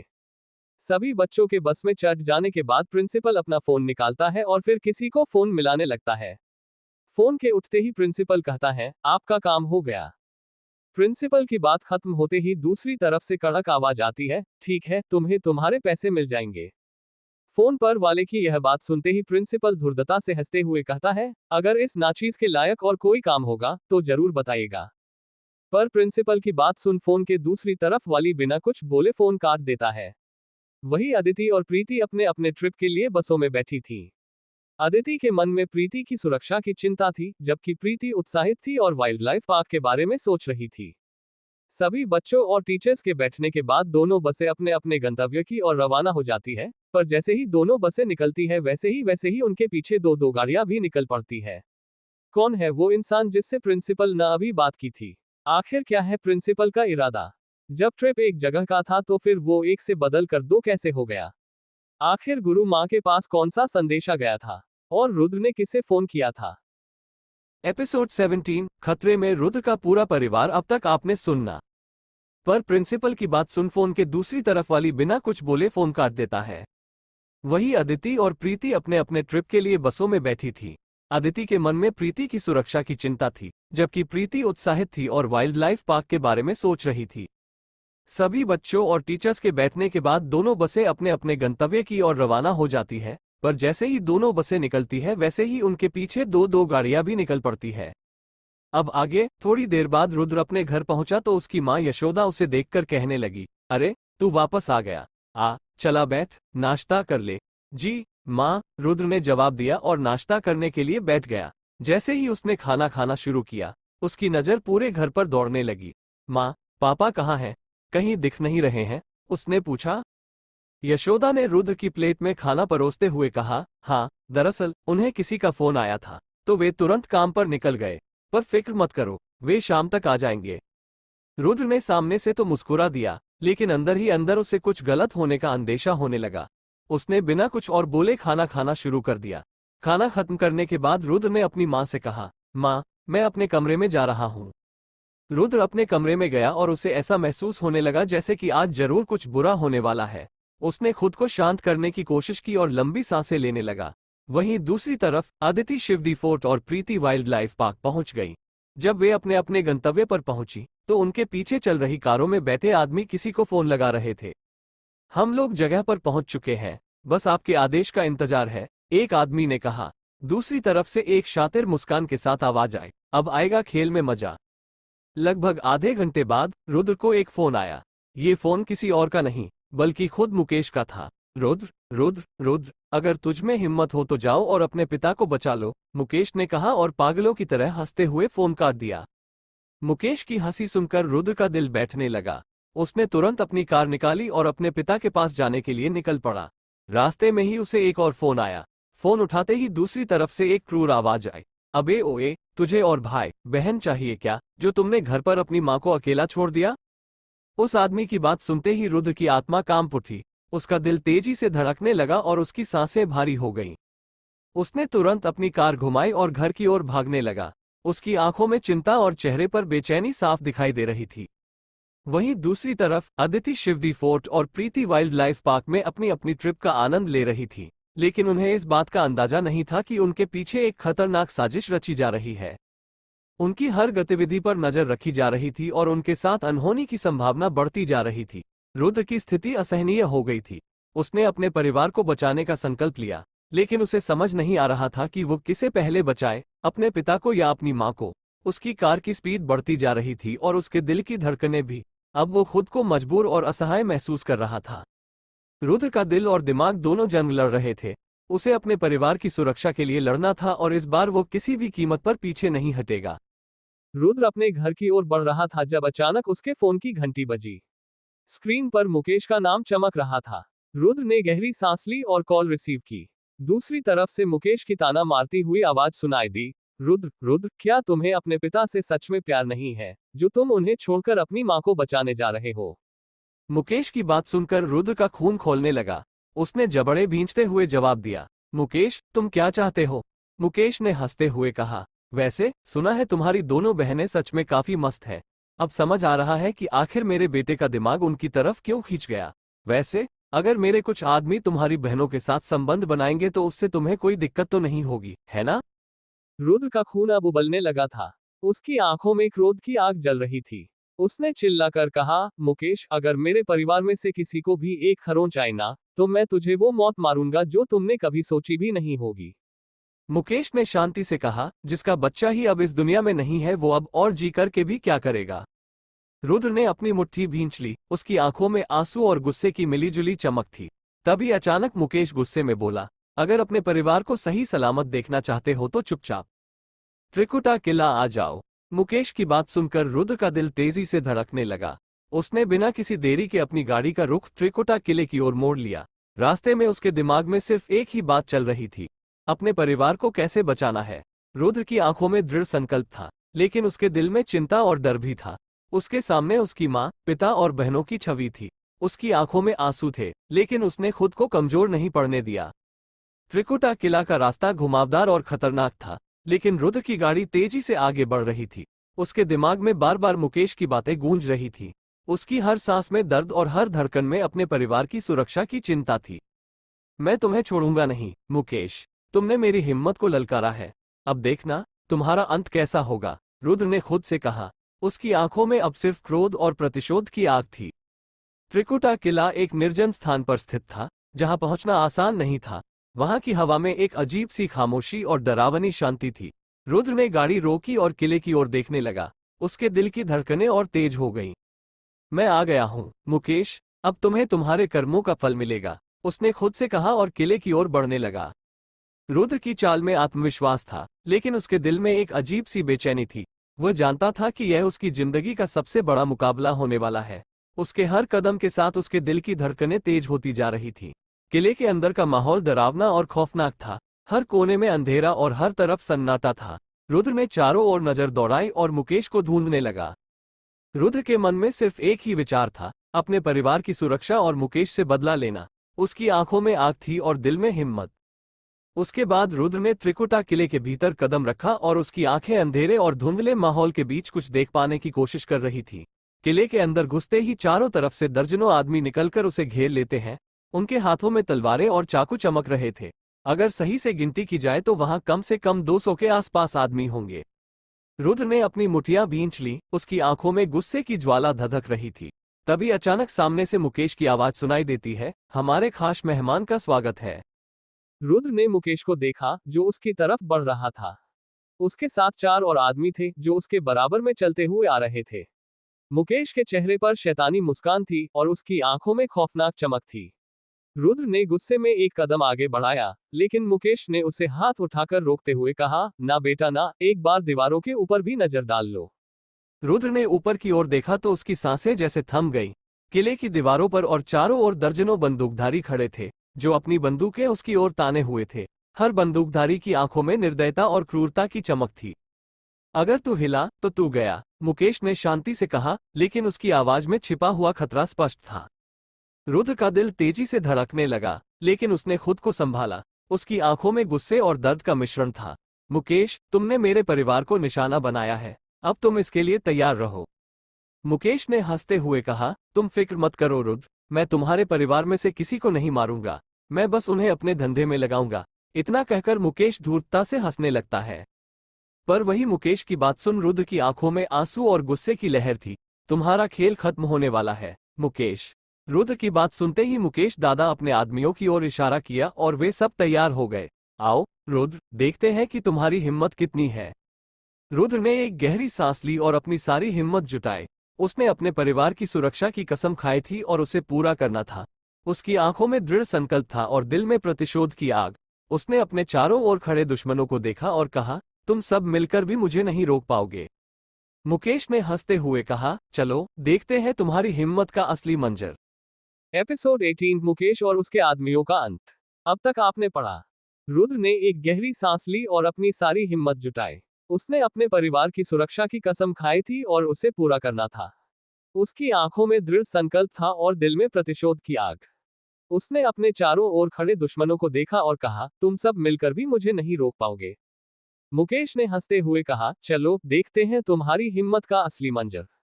रुद्र ने अपने अंदर की सारी शक्ति को जुटाया और मुकेश की ओर बढ़ा। उसकी हर कदम में आत्मविश्वास और प्रतिशोध की आग थी। किले की अंधेरी दीवारें उसकी गूंजती हुई आवाज को सुन रही थीं। मैं उन सबको खत्म कर दूंगा जो मेरे परिवार को नुकसान पहुंचाने के बारे में सोचेंगे। अब आगे रुद्र की गुस्से भरी बात सुन आसिफ खान गुस्से में अपने दांत पीसते हुए कहता है, लड़के, तेरी हिम्मत की तो दाद देनी पड़ेगी। मौत के सामने खड़ा है, मगर फिर भी तेरी अकड़ कम नहीं हुई। पर मुझे तेरी इसी अकड़ को खत्म करना है। आसिफ खान की आंखों में जलती हुई नफरत थी। उसने मुकेश की तरफ मुड़ते हुए कहा, मुकेश, अपने आदमियों से कहो कि इसकी बहनों को उठाएं और उनके साथ संबंध बनाकर उनका वीडियो भेजें। मुकेश ने सिर हिलाया और फोन पर किसी को आदेश देने लगा। रुद्र की आंखों में आग और आंसू एक साथ थे, लेकिन वह चुपचाप खड़ा था। मुकेश ने फोन पर निर्देश देने के बाद रुद्र की तरफ देखा और क्रूरता से मुस्कुराते हुए कहा, अब तेरी बहनों की इज्जत पूरे नासिक में नीलाम होगी। उसकी हंसी किले के अंधेरे कोनों में गूंज रही थी। मुकेश और बाकी के चारों लोग अपने बनाए प्लान को लेकर काफी खुश थे। उनके चेहरे पर संतोष और विजय की चमक थी। उन्हें लग रहा था कि अब वे जीत गए हैं। तभी अचानक रुद्र को अपने फोन से एक बीप की आवाज सुनाई देती है। उस बीप की आवाज सुनते ही रुद्र, जिसके आंखों में गुस्से के कारण आंसू थे, अचानक के उसकी जगह चमक ने ले ली थी और अब रुद्र धीरे धीरे पागलों हंसना शुरू कर देता है। पर उसकी हंसी वक्त के साथ तेज ही होती जाती है। रुद्र की हंसी सुनकर वहां मौजूद सभी लोग चौंक गए। उन्हें लगा कि इन हादसों ने इस लड़के का दिमाग खराब कर दिया है, जिसके कारण उसे बहुत बड़ा सदमा लगा है। तभी आसिफ खान ने चिढ़ते हुए कहा, क्या इस हादसे ने इसका दिमाग खराब कर दिया है? लेकिन मुकेश को कुछ गलत होने का एहसास होने लगा। तभी उसकी नजर रुद्र से मिली और उसे रुद्र की आंखों में तिरस्कार और अजीब सी शांति दिखी। मुकेश ने हड़बड़ाते हुए अपने खास आदमी राजन से कहा, उन सभी आदमियों को फोन लगाओ जो रुद्र के परिवार को मारने के लिए गए थे। राजन ने तुरंत फोन लगाना शुरू किया, लेकिन उनमें से कोई भी इंसान अब अपना फोन नहीं उठा रहा था। मुकेश का दिल तेजी से धड़कने लगा। तभी एक आदमी, जो रुद्र के पिता को मारने के लिए गया था, फोन उठा लेता है। फोन के उठते ही राजन हड़बड़ाते हुए पूछता है, हेलो हेलो, काम हुआ? पर दूसरी तरफ से आदमी की आवाज दर्द में कराहते हुए सुनाई दी, कुछ लोग, जिन्होंने पूरे काले कपड़े पहने हुए थे, आए और सबको मौत के घाट उतार कर चले गए। उस आदमी की बात सुन अब मुकेश को पूरा माजरा समझ में आने लगा था।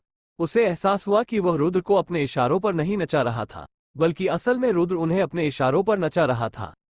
रुद्र ने अपनी हंसी रोकते हुए कहा, तुम्हें लगा कि तुम मुझे और मेरे परिवार को नुकसान पहुंचा सकोगे? मुकेश, तुम्हारी चालें अब बेकार हो चुकी हैं। अब खेल मेरे हाथ में है। मुकेश की आंखों में डर और क्रोध का मिश्रण था। वो समझ चुका था कि उसने रुद्र को बहुत कम आंका था। रुद्र ने अपने दुश्मनों की चाल को उलट दिया था और अब वो जीत की राह पर था। मुकेश की हंसी अब डर और हताशा में बदल चुकी थी, जबकि रुद्र की आंखों में प्रतिशोध की चमक और तेज हो गई थी। जैसे ही रुद्र की हंसी थमती है, मुकेश का चेहरा गुस्से से लाल हो जाता है। वो अपने आदमियों की तरफ मुड़ता है और चीखते हुए कहता है, सब उस पर हमला करो, अभी के अभी।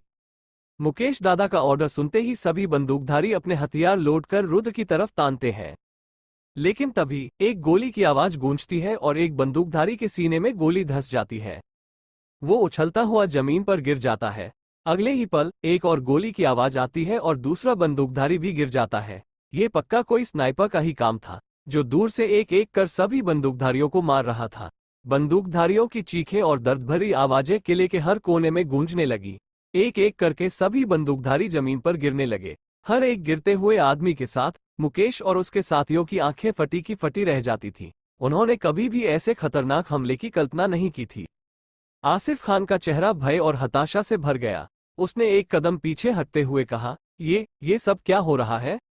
अब मुकेश भी घबरा गया था। उसने अपने खास आदमी राजन को बुलाया, लेकिन राजन भी गोली का शिकार हो चुका था।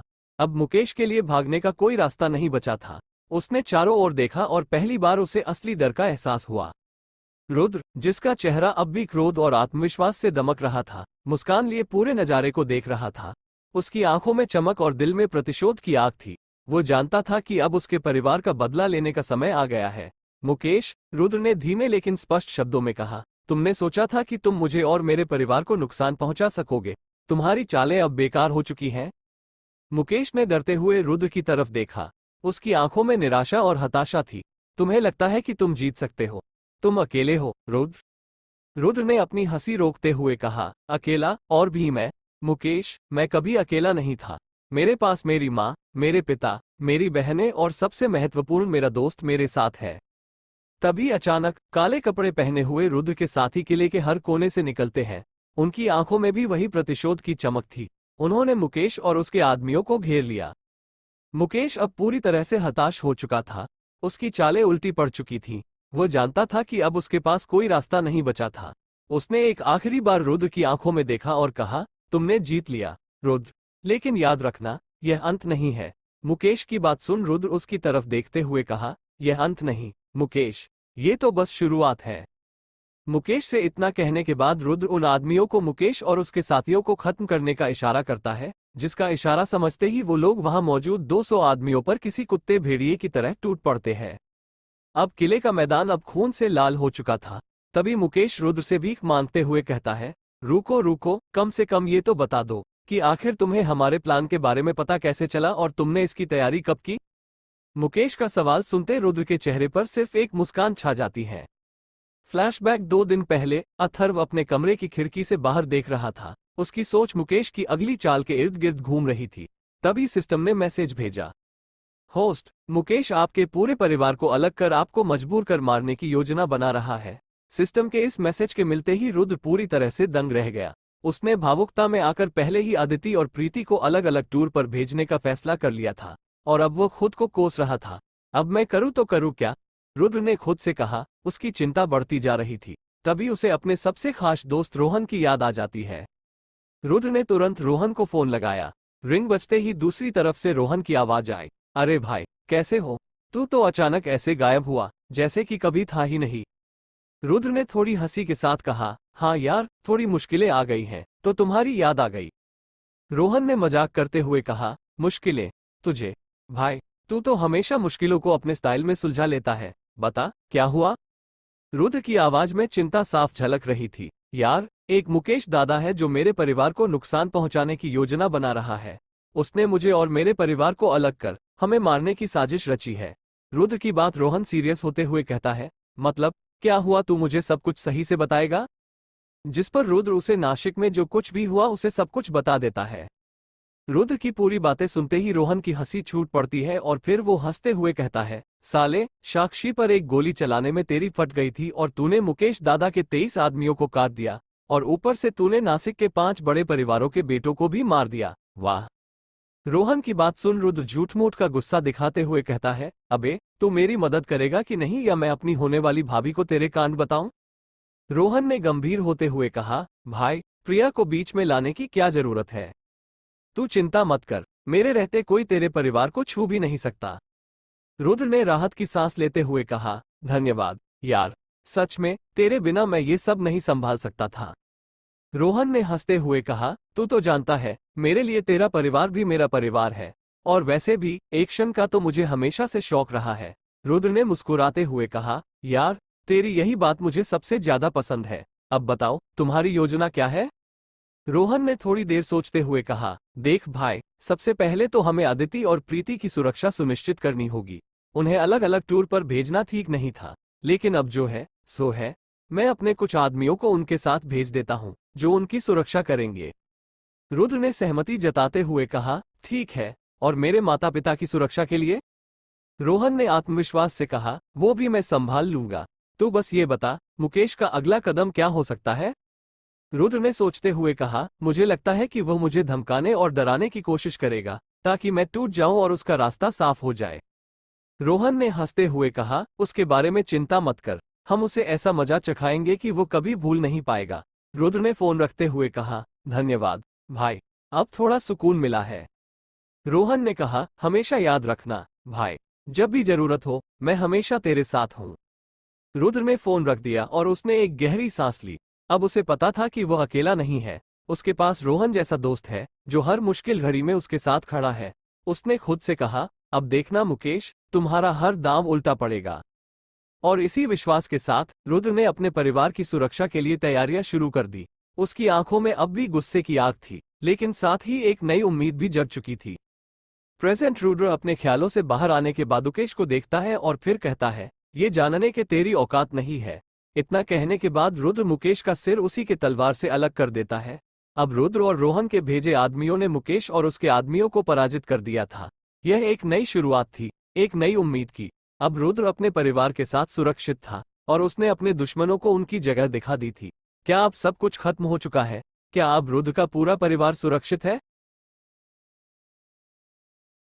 एपिसोड 19 सुकून की रात। अब तक आपने सुनना। रुद्र अपने ख्यालों से बाहर आने के बाद मुकेश को देखता है और फिर कहता है, ये जानने के तेरी औकात नहीं है। इतना कहने के बाद रुद्र मुकेश का सिर उसी के तलवार से अलग कर देता है। अब रुद्र और रोहन के भेजे आदमियों ने मुकेश और उसके आदमियों को पराजित कर दिया था। यह एक नई शुरुआत थी, एक नई उम्मीद की। अब रुद्र अपने परिवार के साथ सुरक्षित था और उसने अपने दुश्मनों को उनकी जगह दिखा दी थी। अब आगे मुकेश और बाकी चारों हेड्स को मारने के बाद रुद्र ने अपने पीछे मुड़कर देखा।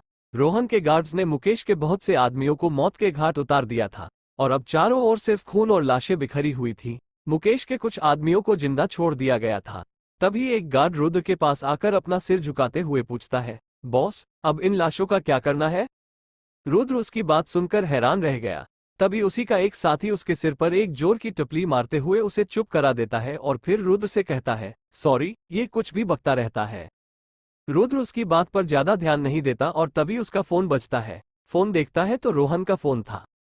सब खत्म हो गया या अभी भी कुछ बाकी है? रोहन पूछता है, जिस पर रुद्र ने शैतानी मुस्कान के साथ कहा, अभी तो मैंने शुरुआत की है। रोहन ने गंभीर होकर पूछा, तुम आगे क्या करना चाहते हो? रुद्र के चेहरे पर एक शैतानी मुस्कान छा गई और फिर कुछ देर बातें की और फोन रख दिया। थोड़ी देर बाद रुद्र ने वहां खड़े काले लिबास पहने आदमियों से कहा, इन सबको जलाकर दफना दो। वो लोग जिंदा बचे आदमियों को एक बड़ा सा गड्ढा खोदने के लिए कहने लगे और वो लोग चुपचाप उनकी बात मानकर काम पर लग गए। लगभग 1 घंटे की मशक्कत के बाद त्रिकुटा किले के बाहर एक बहुत बड़ा गड्ढा खोदा गया और उसमें सभी लाशों को डालकर पेट्रोल छिड़क कर आग लगा दी गई। वह आग इतनी भयानक थी कि जैसे किसी रावण को जलाया जा रहा हो। लाशों को जलता देख रुद्र खुद से कहता है, ना जाने तुम लोगों ने कितने परिवारों को उजाड़ा होगा, कितनी लड़कियों की इज्जत को सरेआम नीलाम किया होगा। मन तो कर रहा है कि तुम लोगों को वापस से जिंदा करूं और भी बुरी मौत मारूं। खैर, उम्मीद करूंगा कि तुम्हारी आत्माओं को कभी मोक्ष ना मिले। उन सबको जलाने के बाद रुद्र बाकी बचे मुकेश के आदमियों की ओर देखने लगा। वे लोग डर से कांप रहे थे। रुद्र उनकी ओर बढ़ने लगा। उनके करीब जाकर रुद्र ने कहा, क्या तुम लोगों को पता है तुम लोग जिंदा क्यों हो? उधर से कोई जवाब नहीं आया। रुद्र ने फिर कहा, क्योंकि कोई घर पर तुम लोगों की राह देख रहा है। एक बात याद रखना, गलत करने वाला सिर्फ गलत नहीं होता, बल्कि गलत का साथ देने वाला भी गलत होता है।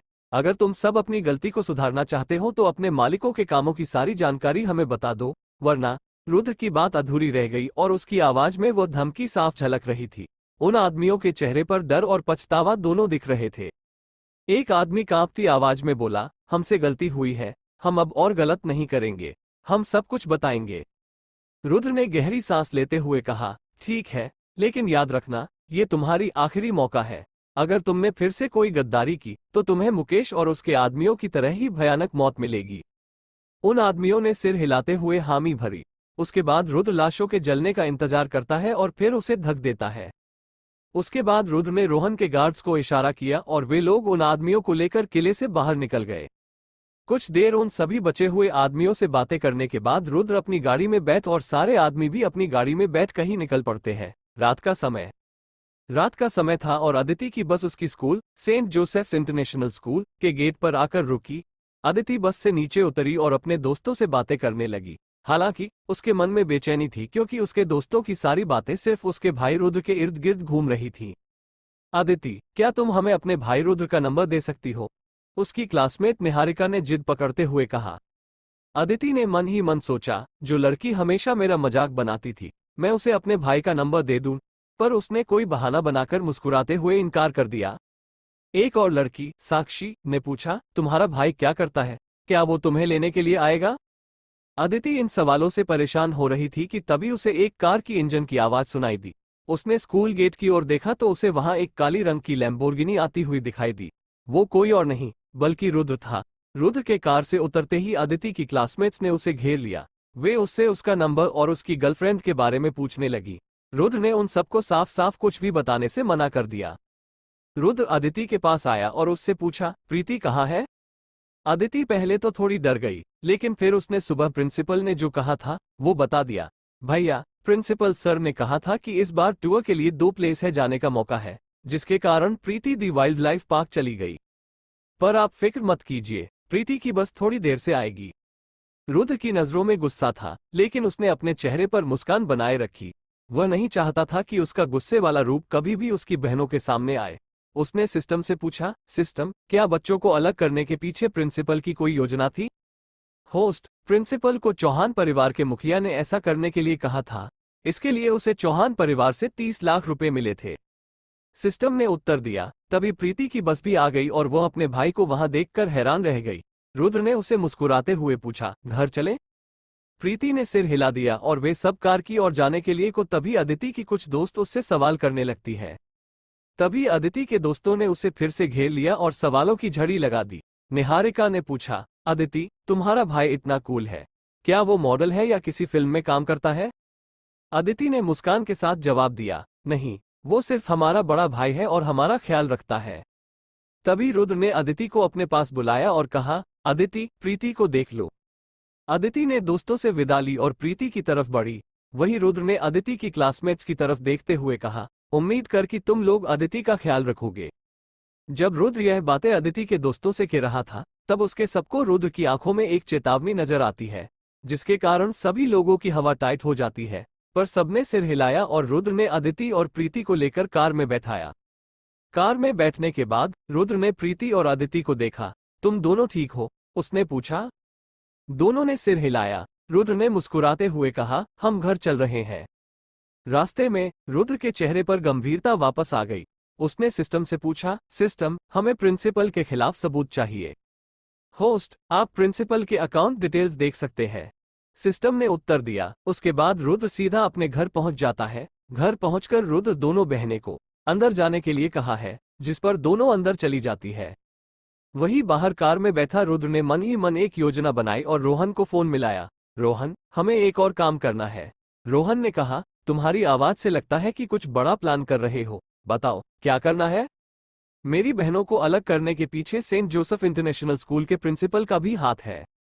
रुद्र इतना बोलता है कि तभी उसे दूसरी तरफ से एक रोहन की आवाज आती है, तुम फिक्र मत करो, तुम्हारा काम हो जाएगा, अब बस तुम आराम करो। रोहन की बात सुनते ही रुद्र को एक राहत महसूस होती है और फिर रुद्र फोन काट अपने घर में चला जाता है। घर पहुंचने के बाद रुद्र ने अपनी बहनों को आराम करने के लिए कहा, तुम दोनों आराम करो, मुझे कुछ काम है। अदिति ने पूछा, भैया, क्या सब ठीक है? रुद्र ने मुस्कुराते हुए कहा, हाँ, सब ठीक है, तुम लोग बस अपना ख्याल रखना। अध्याय 16। एक खुशहाल रात का समय था और रुद्र के घर में सभी एक साथ डिनर टेबल पर बैठे थे। रुद्र, उसकी माँ यशोदा, पिता विक्रांत, अदिति और प्रीति सभी एक साथ खाने का आनंद ले रहे थे। यह एक दुर्लभ मौका था जब पूरा परिवार एक साथ बैठा हुआ था। यशोदा ने मुस्कुराते हुए कहा, अदिति, तुम्हारा ट्रिप कैसा रहा? तुमने शिवड़ी किले के बारे में कुछ बताया नहीं? अदिति ने उत्साहित होकर जवाब दिया, माँ, ट्रिप बहुत अच्छा था। शिवड़ी किला बहुत ही सुंदर और ऐतिहासिक है। ये किला 17वीं सदी में बना था और इसे सिद्दी जौहर ने बनवाया था। किले के चारों ओर समुद्र है और जब वहां से सूरज डूबता है तो नजारा बहुत ही खूबसूरत लगता है। विक्रांत ने अदिति से पूछा, वहां और क्या क्या देखने को मिला? अदिति ने जवाब दिया, पापा, वहां कई पुरानी तोपें हैं जिनका इस्तेमाल युद्ध में किया गया था। किले के अंदर बहुत सारे कमरे और तहखाने हैं जहां पुराने जमाने में सैनिक और अधिकारी रहते थे। वहां एक मंदिर भी है जहां लोग पूजा करने जाते हैं। एपिसोड 20। प्रिंसिपल को उसके किए की सजा अब तक आपने पढ़ा। रुद्र ने अपनी बहनों की ओर देखते हुए कहा, तुम दोनों ने बहुत अच्छा काम किया, हमें तुम पर गर्व है और आज की रात हम सबने बहुत कुछ सीखा और समझा है। इस तरह रुद्र का परिवार एक खुशनुमा रात का आनंद ले रहा था। अदिति और प्रीति की कहानियां सुनकर सभी का मन प्रसन्न था। शायद ये प्रसन्नता इसीलिए भी थी क्योंकि प्रीति और अदिति ने पहली बार किसी टूर के बारे में इतनी बातें की हो। परिवार के बीच की यह बातचीत, हंसी मजाक और प्यार भरे पल सभी के दिलों में बस गए थे।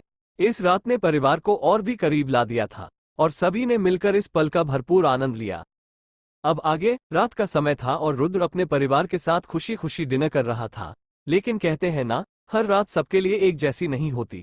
जहां एक तरफ रुद्र और उसका परिवार खुश था, वहीं दूसरी तरफ ब्लू डायमंड होटल में एक आदमी जमीन पर बैठा डर से कांप रहा था। उस आदमी के सामने एक लड़का लंबी साइज की कुर्सी पर आराम से बैठा पूरे नज़ारे को देख रहा था। सोफे पर बैठा आदमी और कोई नहीं बल्कि खुद रोहन रहेजा था, जिसकी आंखों में फिलहाल खून उतर आया था। तभी जमीन पर बैठा आदमी, जो सेंट जोसेफ स्कूल का प्रिंसिपल सुरेश कुमार था, रोहन से कांपती आवाज में पूछता है, आप मुझे यहाँ क्यों लाए हैं? जिस पर रोहन ने हंसते हुए कहता है, पढ़ाने के लिए।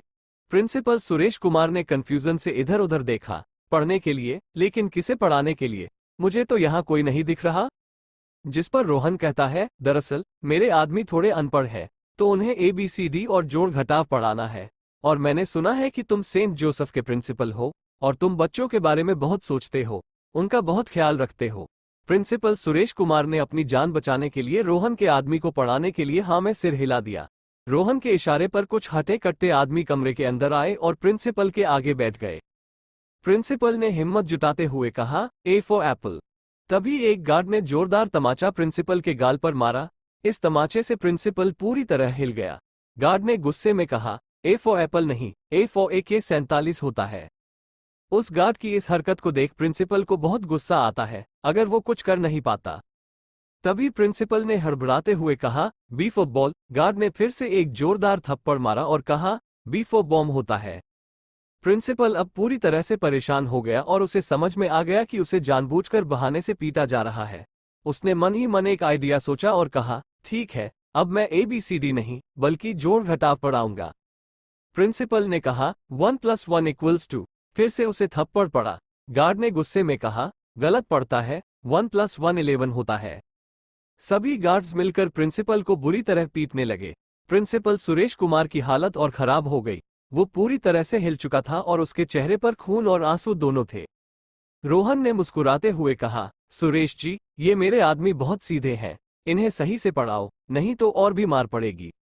प्रिंसिपल ने कांपती आवाज में कहा, मुझे माफ कर दो, मैं सही से पढ़ाऊंगा। लेकिन गार्ड्स ने हंसते हुए कहा, अबे तुझे सही से पढ़ाना आता है, तू तो खुद ही फेल हो गया है। प्रिंसिपल अब पूरी तरह से टूट चुका था। उसे समझ में आ गया कि वह इस कमरे से जिंदा नहीं निकलने वाला। लेकिन रोहन ने उसे छोड़ने का इरादा किया और कहा, अब बस इसे छोड़ दो, हमें इससे और कोई काम नहीं है। गार्ड्स ने प्रिंसिपल को छोड़ दिया और वो जमीन पर गिर पड़ा। रोहन ने उसकी तरफ देखते हुए कहा, आगे से ध्यान रखना सुरेश, अगर फिर से कोई गड़बड़ हुई तुम्हें फिर से पढ़ाने के लिए बुला लूंगा। प्रिंसिपल सुरेश कुमार ने कांपते हुए सिर हिलाया और रोहन ने उसे जाने दिया। पर शायद प्रिंसिपल की ये गलती थी जो उसने रोहन की बातों पर इतनी आसानी से भरोसा कर लिया। प्रिंसिपल जैसे ही बिल्डिंग से बाहर गया, अचानक से एक तेज रफ्तार गाड़ी आती है और सीधा प्रिंसिपल को ठोक कर चली जाती है। वही अपने कमरे की खिड़की से यह पूरा नजारा देख रहा रोहन सिर्फ एक कप पकड़े उसकी चुस्कियां ले रहा था। रुद्र, उम्मीद करता हूं कि अब नासिक में तुम्हें परेशान करने वाला कोई नहीं बचा होगा। अगली सुबह रुद्र के घर का माहौल बाकी दिनों की तरह एकदम शांत था। लगभग 8 बजे यशोदा ने सबको नाश्ते के लिए आवाज लगाई। आदिति, प्रीति और रुद्र एक एक करके टेबल पर आ गए। यशोदा ने मुस्कुराते हुए कहा, जल्दी से हाथ मुंह धोकर आओ, नाश्ता तैयार है। तीनों बच्चे खाने के लिए बैठ गए। तभी बाहर से रुद्र के पिता विक्रांत भी आ गए। उन्हें देखकर यशोदा ने कहा, अरे आप भी जल्दी से हाथ मुंह धोकर बैठिए, नाश्ता तैयार है। विक्रांत के चेहरे पर एक अलग ही खुशी थी, जिसे देखकर यशोदा ने पूछ लिया, आज आपके चेहरे पर इतनी खुशी क्यों है? विक्रांत ने उत्साहित होकर बताया, कल रातों रात नासिक के 5 सबसे बड़े परिवारों का नासिक से नामोनिशान मिट गया और उनके सारे गलत कारोबार को पुलिस ने जब्त कर लिया है। ये सुनते ही अदिति ने एक क्षण के लिए रुद्र की ओर देखा, लेकिन उसने कुछ नहीं पूछा। रुद्र के चेहरे पर एक शैतानी मुस्कान थी, जिसे अदिति ने देख लिया था, पर वो शांत ही रहती है। किसी को भी रुद्र पर शक नहीं हुआ और सबने ये खबर एक सामान्य घटना के रूप में सुनी। वहीं दूसरी तरफ रुद्र एक शैतानी मुस्कान लिए कल के हादसे को याद करता है। फ्लैशबैक किले से बाहर निकलने के बाद रुद्र ने रोहन के गार्ड्स द्वारा पकड़े गए मुकेश और बाकी 4 परिवारों के आदमियों से सवाल करना शुरू किया। उन सभी के चेहरे पर डर और पछतावा साफ झलक रहा था।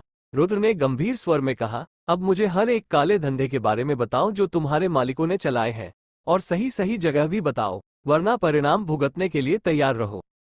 पहला आदमी कांपते हुए बोलने लगा, हमारे मालिक मुकेश ड्रग्स और हथियारों की तस्करी करते थे। उनके गोदाम पुराने बंदरगाह पर है। वहां उन्होंने बड़ी मात्रा में ड्रग्स और हथियार छिपा रखे हैं।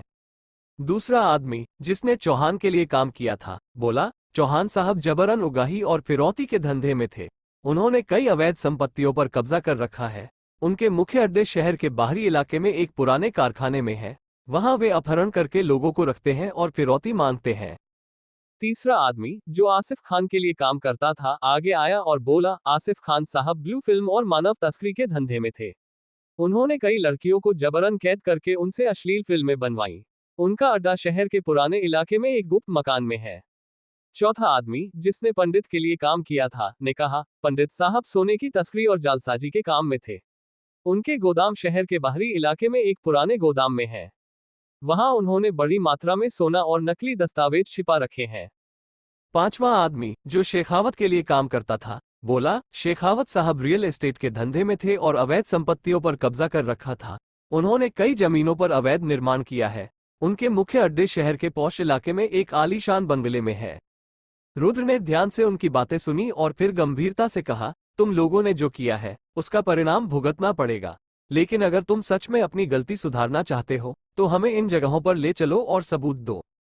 वे सभी आदमियों ने सिर झुकाकर हामी भरी। रुद्र ने रोहन को फोन मिलाया और सारी जानकारी दी। रोहन ने तुरंत अपनी टीम को सक्रिय कर दिया और उन सभी स्थानों पर छापेमारी करने का आदेश दिया। रुद्र ने अपने गार्ड्स के साथ मिलकर मुकेश और बाकी चारों परिवारों के काले धंधों के अड्डों पर छापेमारी शुरू कर दी।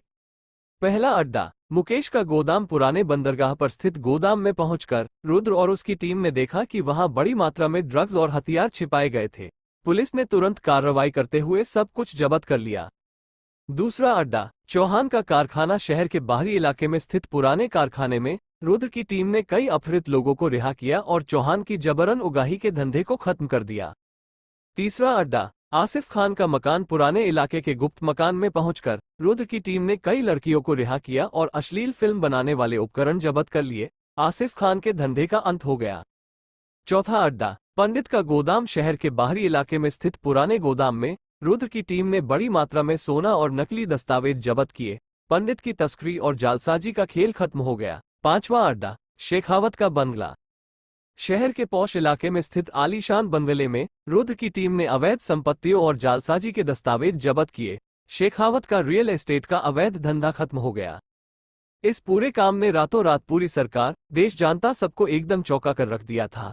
हर कोई पुलिस की वाहवाही किए जा रहा था।